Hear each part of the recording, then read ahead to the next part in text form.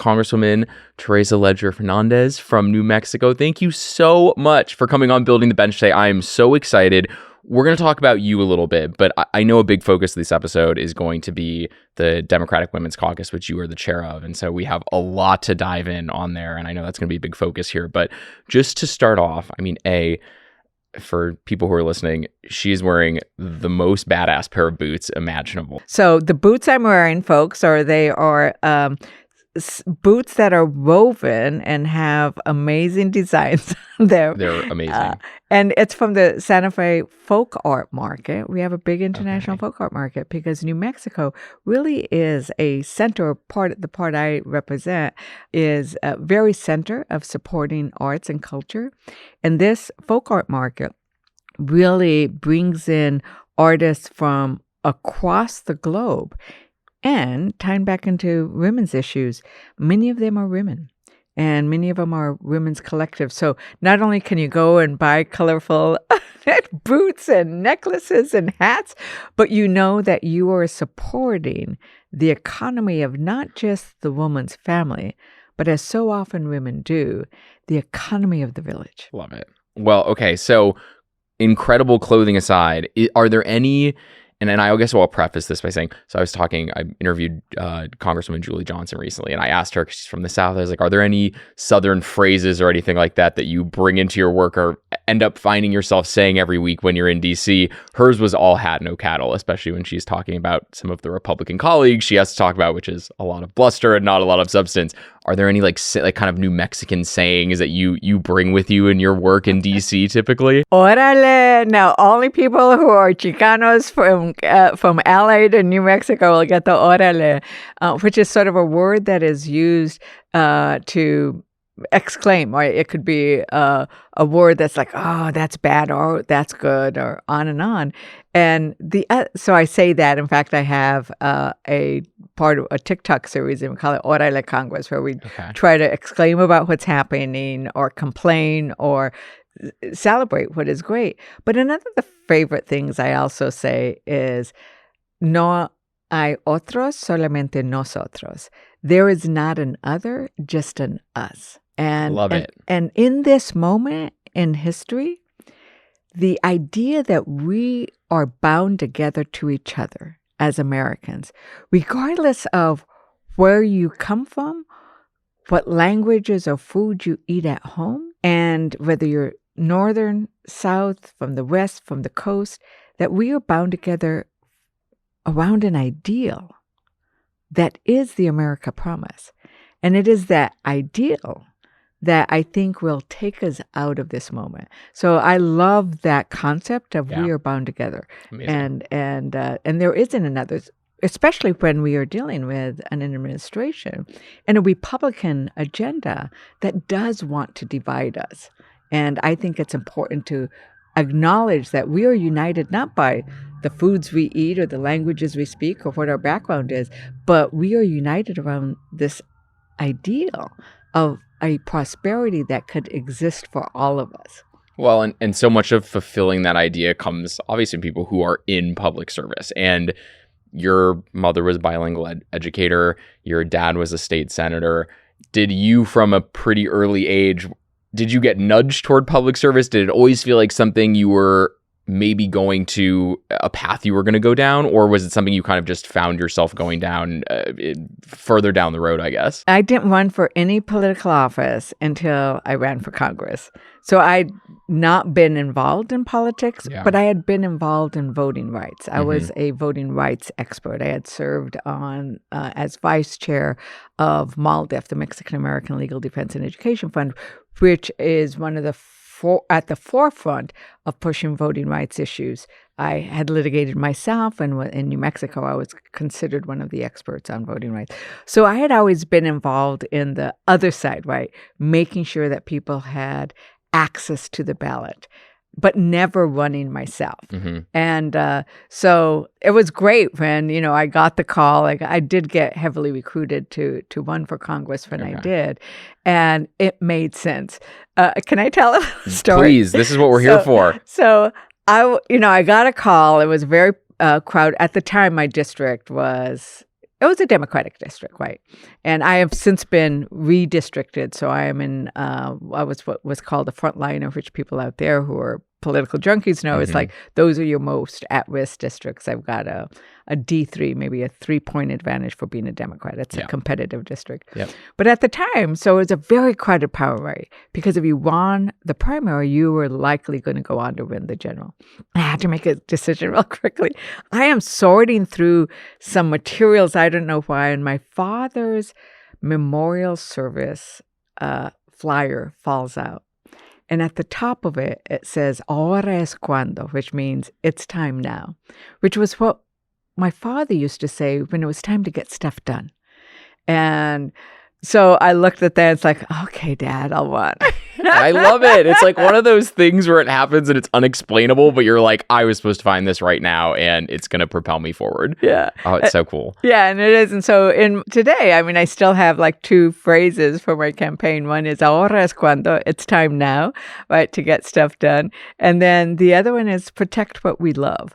I decided to have love as a key component of my campaign. And so those are my 2 campaign slogans. I love the it's time now element. And right after this, we will kind of dive into all of the Democratic Women's Caucus, things. But it is, I like that as a slogan because I feel like right now there's this feeling of like, well, what can we do? Because especially for Democrats at the federal level, because they're out of power and they don't hold the Supreme Court. And I think that's where a lot of people get their frustration is this feeling of like, they don't want to see their representative throw their hands up and say, well, we're out of power. There's nothing we can do. And so I think that idea of like, regardless of where we sit in the power scale at this moment of time, like getting stuff done regardless of what that case is important. Well, I think it's very key because if we go back to what we are fighting for and how we are united in a common purpose. I come out of a northern New Mexico working class. I was a Head Start baby. I watched my mom go to school. She had 7 kids. She worked really hard to go back to school so she could become an educator and would fall asleep on top of the typewriter. It was those old typewriters, the little indentations would be on her head. But she knew that if you worked hard, that you could get what you wanted and you could make your life better and your children's life better. And that's what she did. And what we have now is a sense where people don't feel that no matter how hard they work, they can get ahead, that they can get a house, that they can get a good job. And this sense that is being pulled back, I think leads to some of the frustration that we've seen. And so what we need to be doing is pushing for an agenda that helps people see a vision of what their tomorrow can be and helps us channel the frustrations we have now into this positive change. And I think that is something that I saw my parents do in their hard work. I grew up in our rental house. My sister and I shared a bed in the hallway, right? Because there were 7 of us. Yep. So I know what it's like to live in conditions where you don't own your own home, right? You rent. I will say, though, to be honest, that was my favorite house because we knew exactly what was going on. I would snuggle with her. She didn't quite like my snuggling. You could eavesdrop on everybody as they're having conversations late at night. Yeah, it's like going back and forth. Nobody moved. One bathroom, 9 people. And it was wonderful because it was tight. And I didn't really understand. It's only now when I look back, it's like, oh, that must have been hard on my parents, right? To have 9 of us in that little rental.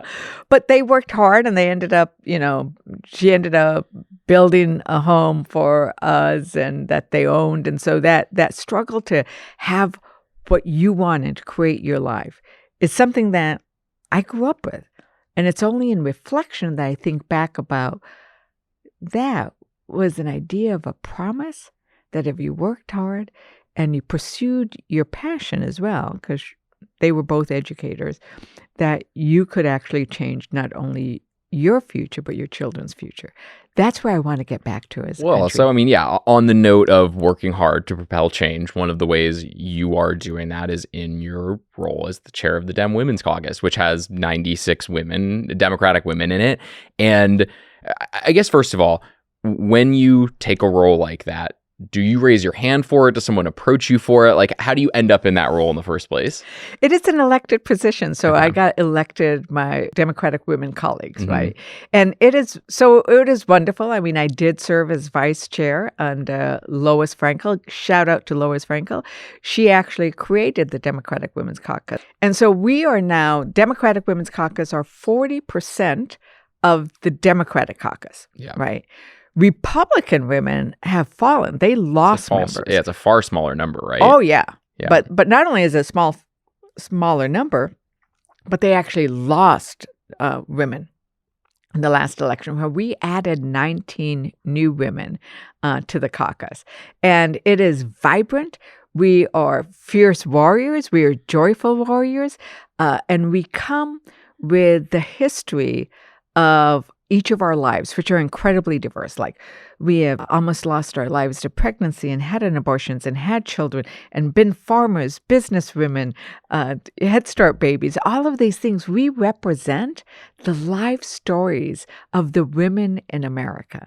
And so when we come to Congress, we bring those life stories with us, and we can advocate for the women of America, which is then the families of America, which is also the future of America. Something I'm wondering, because and of course, as I'm doing all this research and I'm looking into the Republicans Women's Caucus, it's pretty light on plans, not to knock them, but it's pretty light on plans, and it's been a little quiet from what I've noticed. The Dem Women's Caucus is very active. They have plans. It's a very cohesive group of women. To me, it feels like it could be an avenue to break some of the potential gridlock in Congress, to have those two caucuses interact more. What would that look like to you? And what would you like to see in terms of trying to have a little more interfacing with the Republican Women's Caucus in terms of, common issues that might be able to break some of the logjam we see in Congress? Well, we have invited the Republican Women's Caucus to meet with us, and things like the shutdown interfered with our planned meeting. But I will say that we invited the Republican caucus to meet with us when we met with the Epstein survivors. And so we did have Republican women as well as Democratic women in a listening session with the Epstein survivors. And there are several Republican women who have led on issues with regards to survivors of domestic violence or survivors of rape and assault. And so we recognize that this is an area of common concern. I think another area of common concern could be women's health issues, not with regards to reproductive health, which I think is key, but other issues around women's health, maternal morbidity. So there are areas in which we can work together. The Women's Museum, we have common interest in making sure we get a women's museum up. And so there are places where we can interact and work, and we are looking for those. Now, other places where we're going to just hit the hit them hard. Because right now, the Trumpian agenda and the Republican agenda, which is, lockstep with Trump right now, sadly, is very hard for women. The impacts are being felt disproportionately on women and families. So we are not going to hold our punches, but we are looking for that. And so I was very grateful that they came to our listening session that we had with the Epstein survivors. Okay, I have a million follow-up questions from that, actually. I guess you mentioned healthcare, so I want to ask about it. I know there's a lot we could talk about for healthcare, but just in terms of like GOP cuts to healthcare that have happened, especially as a result of the big, beautiful bill, what do you want voters to know about how those cuts hit women first and hardest realistically? Well, think about the fact that pregnancies and births across the country, about 40% of pregnancies are paid for with Medicaid. So if you make cuts to Medicaid, you are affecting the health of a mother-to-be. Right? And if a child is not born healthy, if that child doesn't have the health care that they need as they're growing in the mother's womb, and that baby, that infant, you're going to have a lifetime of problems. And so just imagine that. Imagine the idea that you are pulling back health care from pregnant women, which is so against, right? They want to make our decisions for us as to whether or not and when we have a family.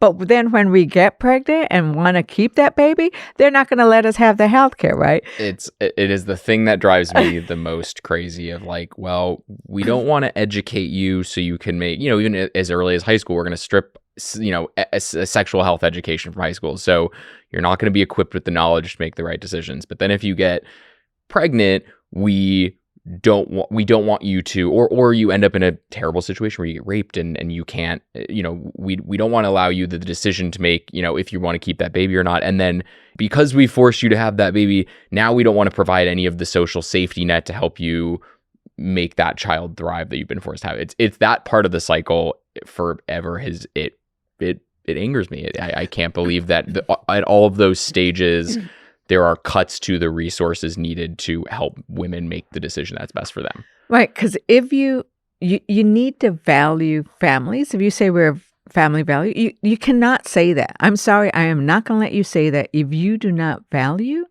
the health of that family.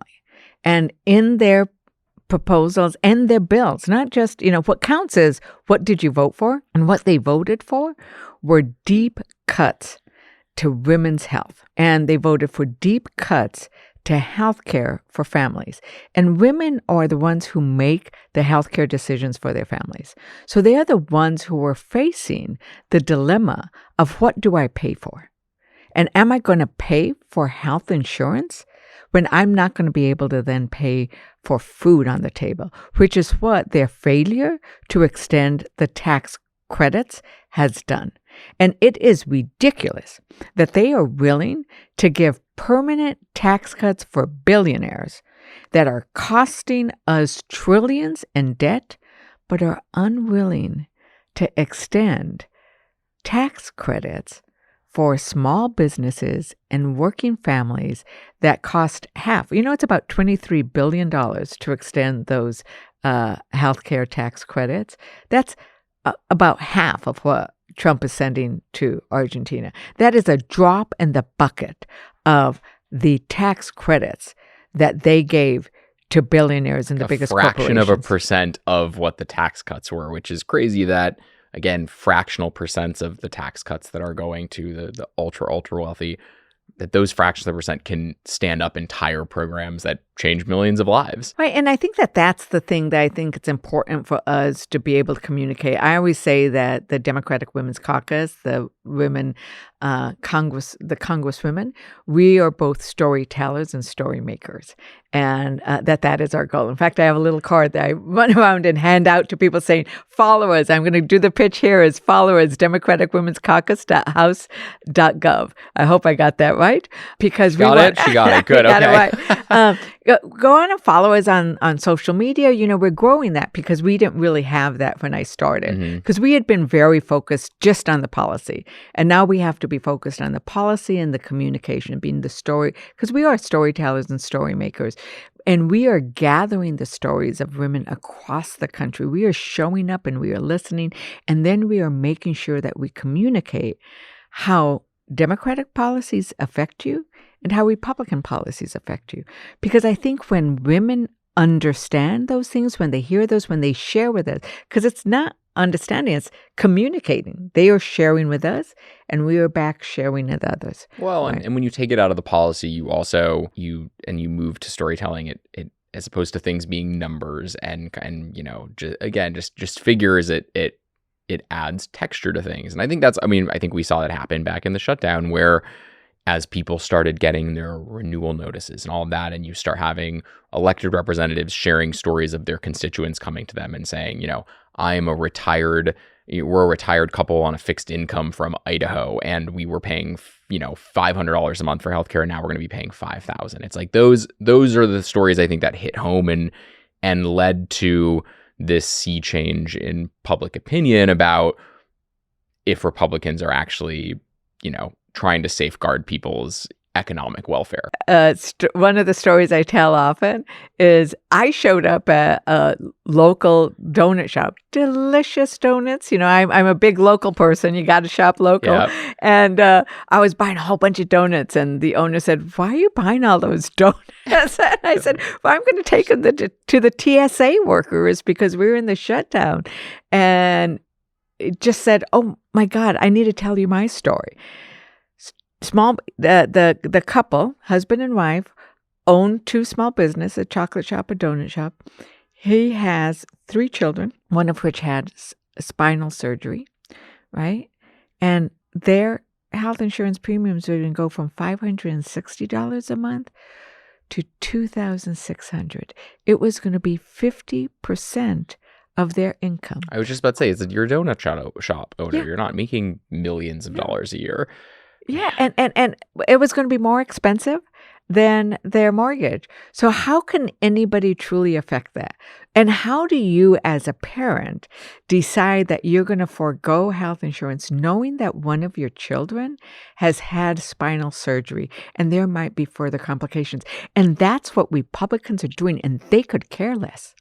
And I sit in the Rules Committee, which is where we debate all the bills. I mean, it's only weird people know only policy The wonks, wonks. yeah. Policy wonks. The Rules, RULES, I can't say my R's or my W's, but the Rules Committee is where we debate everything and where we fight it all out. When we were doing the big, beautiful bill, I was awake for 48 hours straight because we were in that committee fighting, right? We brought hundreds and hundreds, and women actually brought a majority of the amendments to their bad bills because we wanted to highlight to everybody what was happening. Is this, can I butt in really quickly? Sorry. Is this where I saw a clip of you over the summer.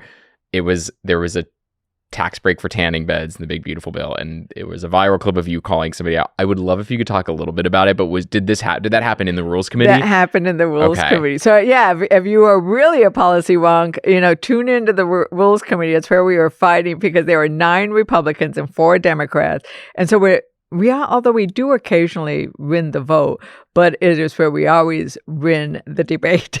And so, yeah, I was sitting there, and what happened in that one is we had been pouring through what was in the bill, right? Because they didn't know what was in the bill. And I saw this tax cut for tanning beds. And I represent the largest rural district held by a Democrat. And we know that rural hospitals are going to close. There are going to be 6 to 8 rural hospitals in my district alone that we are going to lose. And I have visited those hospitals, and I knew what was going on. I mean, I had cried as I was leaving those hospitals because I knew they were going to close, and I knew what that meant for a community. You lose your hospital, you lose your community because people don't want to stay where they can't get health care. So I was mad about the fact that we were going to lose those health beds. Yeah. When I saw that, I asked the chair of the committee, the Republican chair. I was an attorney before. It's like, and I thought, I'm not going to read it. I'm going to ask him to read it.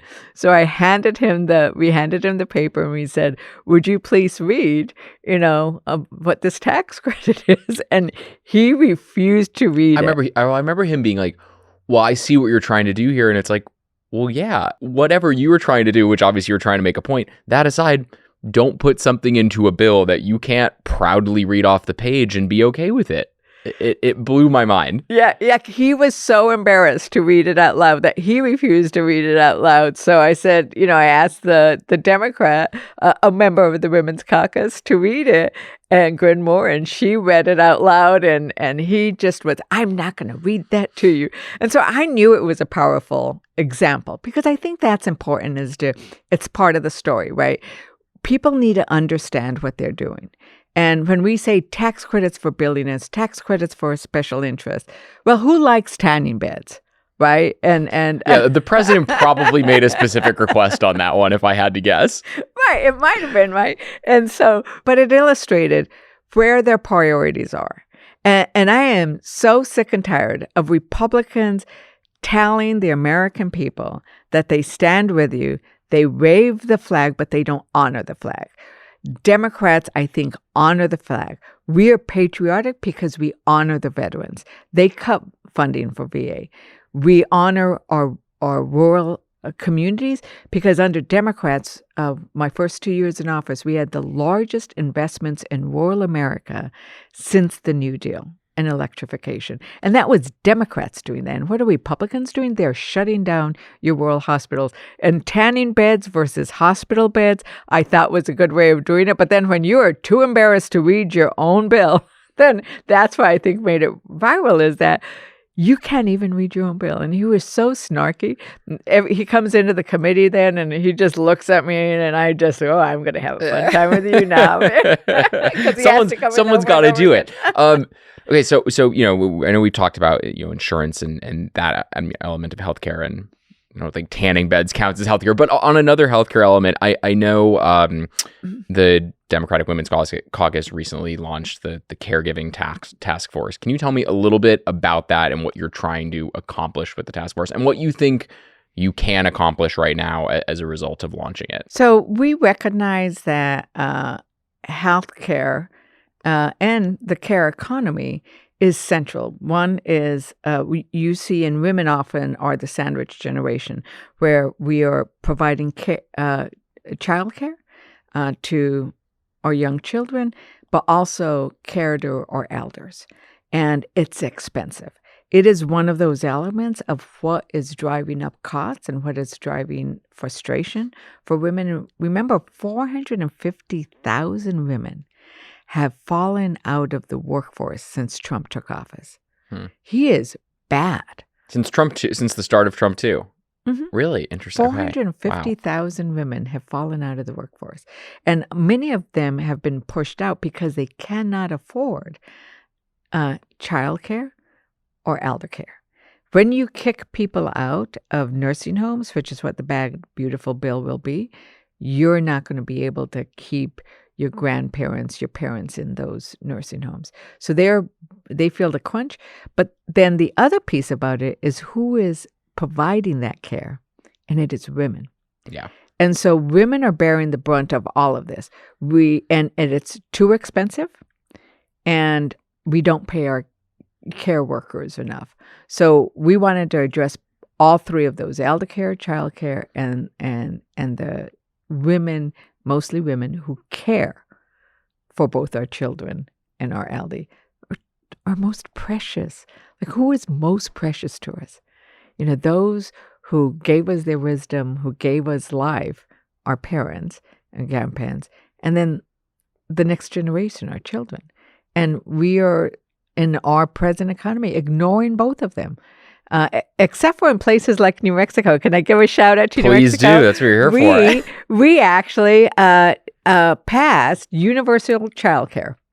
One of the first states to ever say universal child care. And so now we are in the process of making sure that we train the next generation of child care providers. But those are the kinds of examples of what we want to do at a national level, so that you can look at what is New Mexico doing, what are some of the other places doing with regards to improving child care, improving elder care, and have it be a national policy. And so we have lots of legislation that our members have actually formulated to do that, which is why we need to win the midterms and why we need to win in 28, so that we can actually build back this beautiful house that had problems. The reality is the American economy, our American system has problems. We need to fix them. But there was a plumbing problem well, in they lit the the kitchen. House on fire and put a couple sticks of dynamite in it. Right? Yeah. And so we're going to build it, but we're not going to build it looking exactly like it does now. We have to fix things. And issues around the care economy are key. It's a key priority. Especially with, 10,000 boomers turning a retirement age or retiring every day. I think to me, it's such an interesting focus, because that is, again, elder care is going to become so expensive. And so I think there's this question of, for healthcare providers, do you subsidize that, or do you help financially back women who drop out of the workforce in order to, I guess, in ways train to care for an elderly parent or something like that? And so I think there's almost like a twofold element to the whole thing. But I think it is, when it comes to elder care, is sort of this, million-pound train in the night that's coming without its lights on that people aren't really thinking about or talking about right now. Right. And, Debbie Dingle has been a great champion. She's on our Care Economy Task Force. We have Latifah Simon, who's also been a champion with regards to the care workers. And then our wonderful Brittany Peterson, who, has new babies and actually led the effort to highlight how hard it is for a woman serving in Congress to have new babies, right? Because you can't get childcare up here. And she actually brought a discharge petition to give a little bit of flexibility to new mothers. Johnson killed it, but she actually got the signatures to force a vote on it. And then Johnson used the Rules Committee to kill it. He couldn't do that with the Epstein. Which I want to move to next. So this is a good let's segue. Let's move to that. I know you and the Democratic Women's Caucus were instrumental in kind of leading this charge to pass the bill to release the Epstein files. That's all still kind of a question mark in terms of when the actual transparency and accountability will come from that. But what has that experience or this experience over the past year sort of taught you about, power and accountability, but also, I guess, how these systems actively try to cover up things like abuse? The Epstein files is at its core about corruption. It's about corruption in both government and business. Then it is about a devaluing of women. Because how dare you think that it is all right to traffic, rape, abuse, and use young girls, children, and that you can get away with it? And Epstein told the young girls, the children, that I have government and I have the banks and you have no power or voice. But what those survivors have showed us is that they have power and they have voice, and they forced the House of Representatives and the United States Senate and the president to sign a bill that they had resisted. But that was just one of the steps in their battle. But that is what we are talking about, is corruption at the highest levels.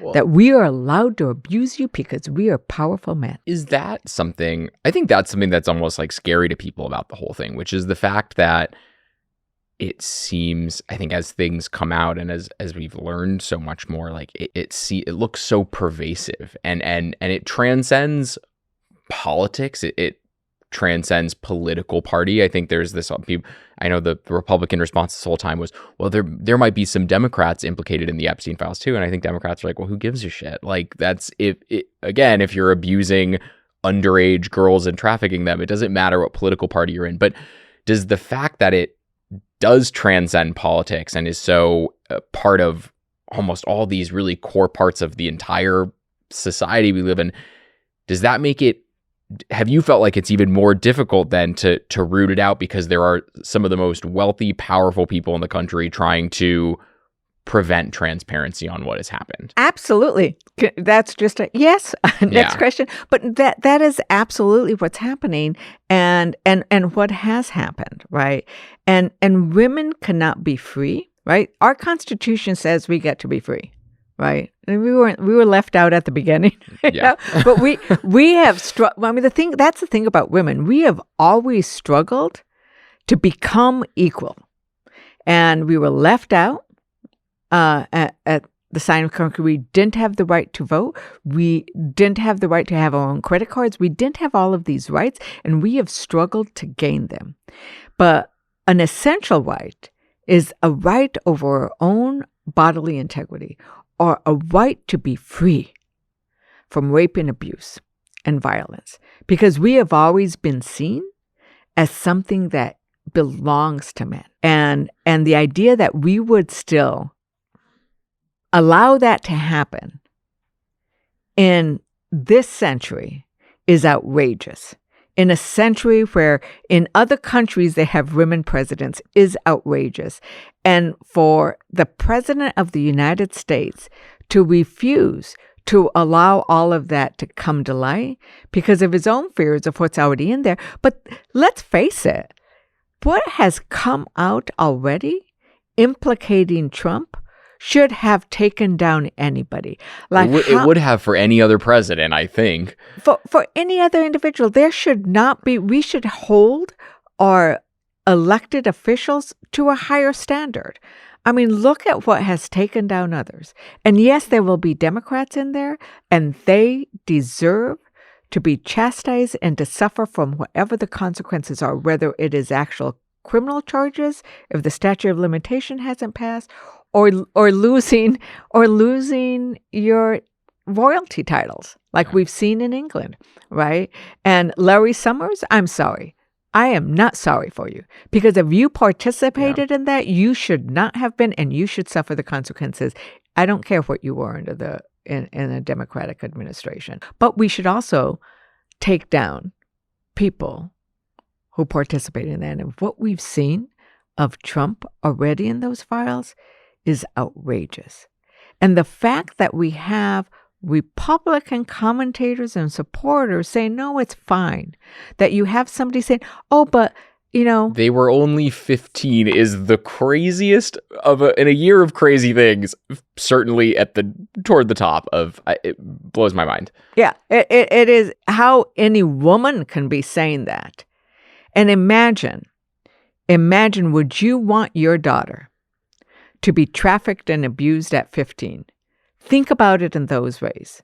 Would you want your daughter to do that? And if you think about things from a place of love and how you would want to care and protect your own children, think about it that way. And if we think as a country about this scandal in this way, that is important. But the other thing I want to say about the Epstein survivors is that this was the second, we really did a lot in terms of trying to love and care and support them in this last battle. The Democratic Women's Caucus, was at the vigil when we heard that it passed through the Senate. It was just wonderful.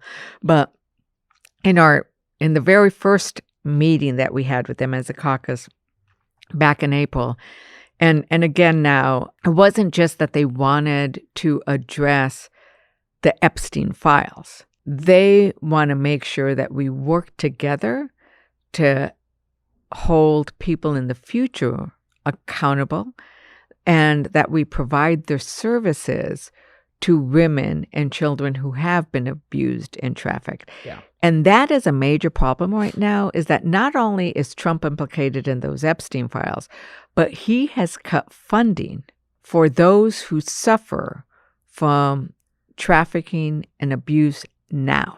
So if you look at his cuts to the Department of Justice, it is reprehensible, because they are cutting money that is intended to help survivors, that is intended to help educators. So this is ongoing. This devaluing of the abuse that women suffer by this administration is ongoing.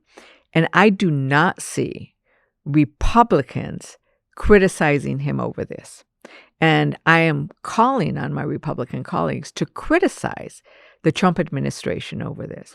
Do you ever have colleagues come up to you and say that stuff in private of like, I believe what you're fighting for, or I believe in this personally, but I can't say anything right now because of who the president is and what the impacts would be to me? I do. And in some ways, Jim McGovern, who's the ranking member on rules, and I can't wait till he's the chairman. He is such a wonderful, explosive, expressive leader. I hope he comes talk to me. He's gotten some shout outs, like as I've talked to people on the show in general. So hopefully I get a chance to talk to him at some point. I will go back and tell him that. Yeah. But he made a comment when somebody asked him, and he said, and so I'm going to, and I agree with him, but I'm going to be honest and not plagiarize. He said, I hold those who are the moderates who refuse to do something in lower regard than the Freedom Caucus, because at least the Freedom Caucus believes this stuff, right?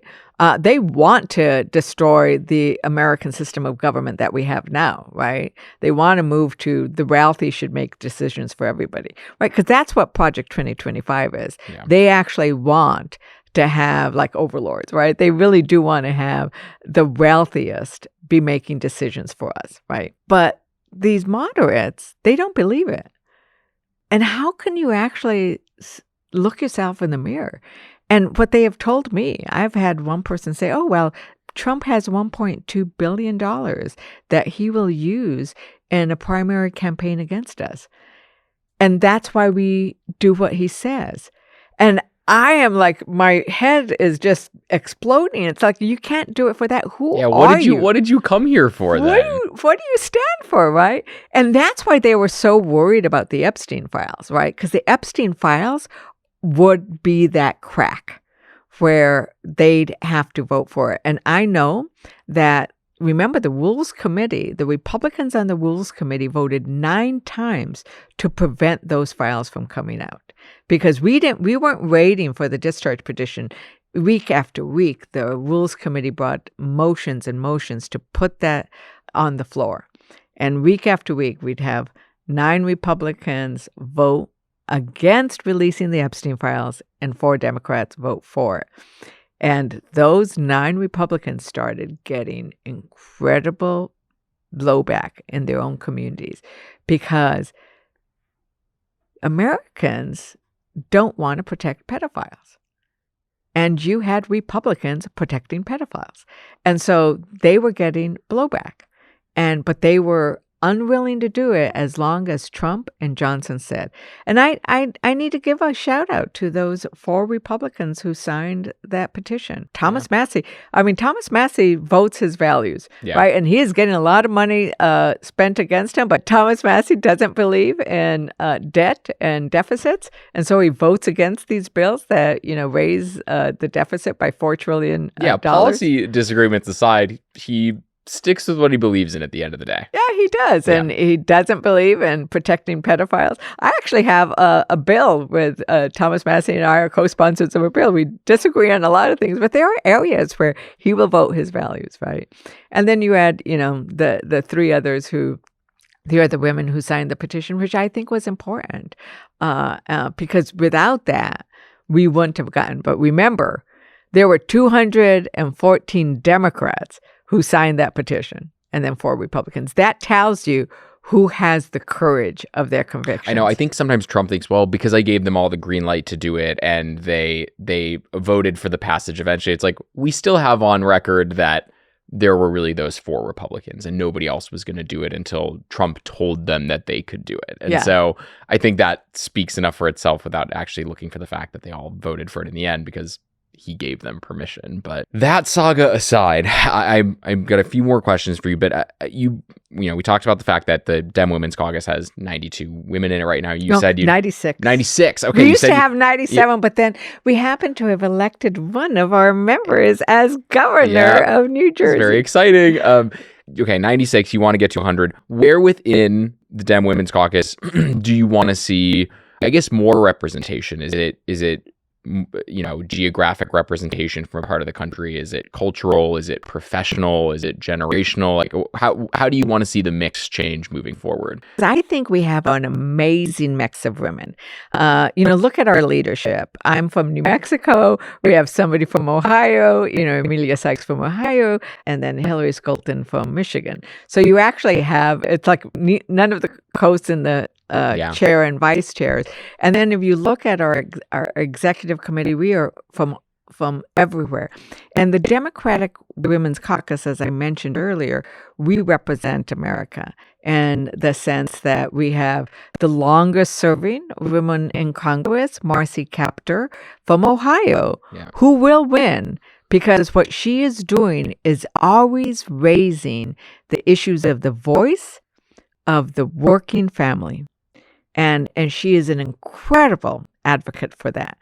Longest serving woman in Congress. And I think she should get reelected. And they don't want to have her reelected, so they districted her. They're trying to redistrict her out. Yeah, they're gonna redistrict her out. We have the very first woman Speaker of the House, right? Speaker Emerita Pelosi is a member, and then we have the youngest member, Yaz Ansari from Arizona. youngest member, our newest member, Adelita Grijalva, a powerful voice on her own, the one that made the 218th. Right? And so we represent the vast range of what America looks like. And I believe that women will help save our democracy because women vote in higher percentages. Yeah. We win when we run. And we have this, I think, inherent ability, I call it, to be very future-oriented. Because I think as we give birth to children, we immediately start thinking about their future.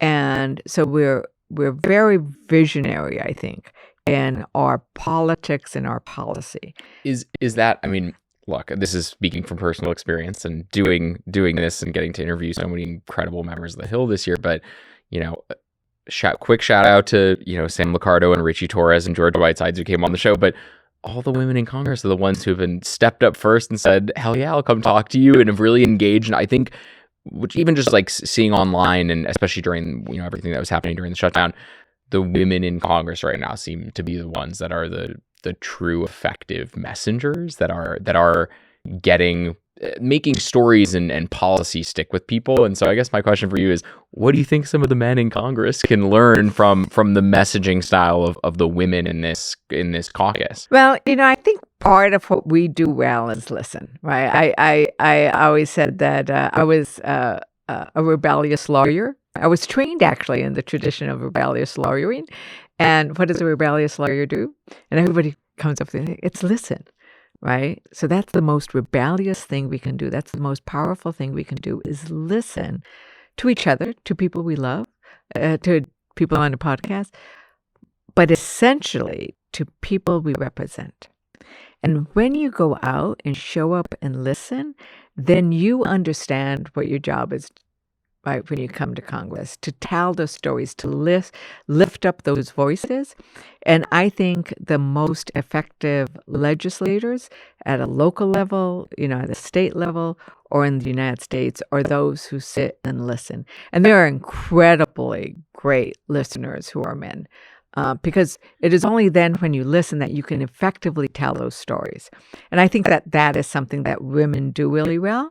We have amazing men who do it. But we also look at the leadership of the Democratic caucus, right? Yeah. There is these different positions. All of the co-chairs of the Steering and Policy Committee, all women. Right, the Communications, Policy and Communications Committee, 3 or 4 are women.